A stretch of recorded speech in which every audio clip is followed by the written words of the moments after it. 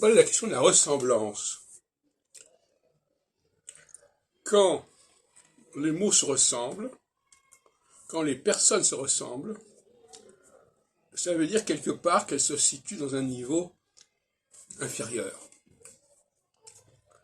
Parce que le niveau supérieur, c'est justement la différenciation. Je vais commencer par la question linguistique.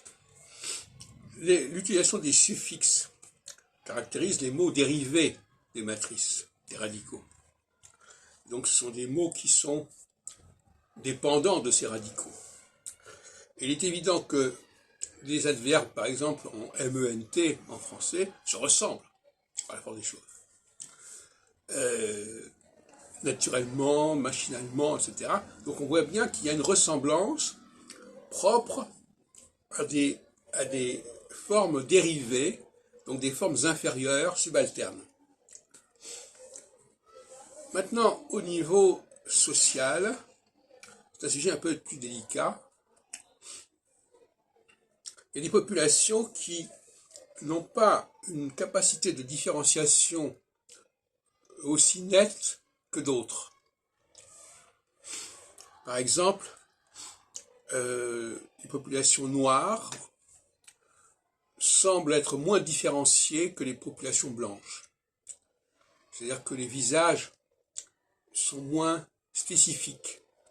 Ils sont plus génériques, si on peut dire. Un autre exemple, c'est la question de l'âge.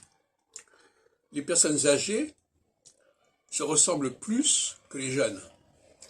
Elles ont des traits communs qui sont liés aux rides, par exemple, aux cheveux blancs, enfin, il y a un certain nombre de facteurs, plus fortement peut-être chez les femmes que chez les hommes, qui créent de la ressemblance. Au niveau de l'habillement, c'est un peu la même chose. Les gens qui sont en bas de la société ont des habillements assez communs, assez proches les uns des autres. Plus on lève dans la société, plus l'habillement peut être particulier, peut être spécifique. Voilà, donc la notion de ressemblance est une stigmatisation sociale, une stigmatisation, je dirais, verticale.